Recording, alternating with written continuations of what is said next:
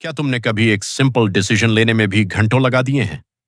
क्या तुम कभी ऐसे फेज में गए हो जहां तुम्हें समझ ही नहीं आता कि सही क्या है और गलत क्या है, और फिर तुम डिले करते हो, ओवरथिंक करते हो और आखिर में कोई डिसीजन ही नहीं लेते? यही वो जगह है जहां लाइफ रुक जाती है, क्योंकि सच ये है, तुम्हारी लाइफ तुम्हारे डिसीजंस का रिजल्ट है। आज तुम जहां हो वो तुम्हारे पास्ट डिसीजंस का नतीजा है, और कल तुम कहां होगे वो आज के डिसीजंस पर डिपेंड करता है। इसलिए डिसीजन मेकिंग सिर्फ एक स्किल नहीं, एक सुपर पावर है, और अच्छी बात यह है ये सीखी जा सकती है। आओ इसे सिंपल स्टेप्स में समझते हैं। एक, क्लैरिटी।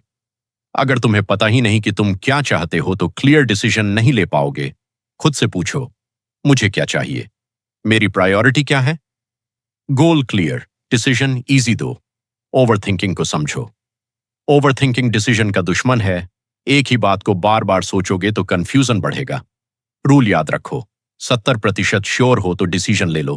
परफेक्ट क्लैरिटी कभी नहीं मिलती। तीन, इमोशन वर्सेस लॉजिक। हर डिसीजन में इमोशन और लॉजिक दोनों होते हैं। सिर्फ इमोशन से रिग्रेट, सिर्फ लॉजिक से सेटिस्फैक्शन नहीं, बैलेंस जरूरी है। चार, फियर को समझो। बहुत लोग डिसीजन नहीं लेते क्योंकि उन्हें फेल होने का डर होता है, लेकिन सच ये है, नो डिसीजन भी एक डिसीजन है, और अक्सर सबसे खराब डिसीजन होता है। पांच, स्मॉल डिसीजंस। हर डिसीजन बड़ा नहीं होता, छोटे डिसीजंस कॉन्फिडेंस बनाते हैं। डेली छोटे फैसले लो और कॉन्फिडेंटली लो। छह, कॉन्सिक्वेंसेस। सोचो, हर डिसीजन का रिजल्ट होता है। खुद से पूछो, वर्स्ट केस क्या है? अगर मैनेजेबल है तो आगे बढ़ो। सात, स्पीड सक्सेसफुल। लोग जल्दी डिसीजन लेते हैं, डिले अपॉर्चुनिटी खत्म कर देता है। आठ, कमिटमेंट। डिसीजन लेने के बाद डाउट मत करो, एक्शन लो। क्लैरिटी एक्शन के बाद आती है। नौ, मिस्टेक्स से सीखो। गलत डिसीजन फेलियर नहीं है, ये फीडबैक है। 10, ट्रस्ट योरसेल्फ। आखिर में खुद पर ट्रस्ट जरूरी है।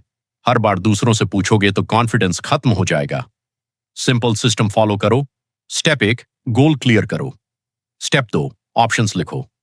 स्टेप 3, प्रोज और कॉन्स देखो। स्टेप 4, 70% रूल अप्लाई करो। स्टेप 5, डिसीजन लो।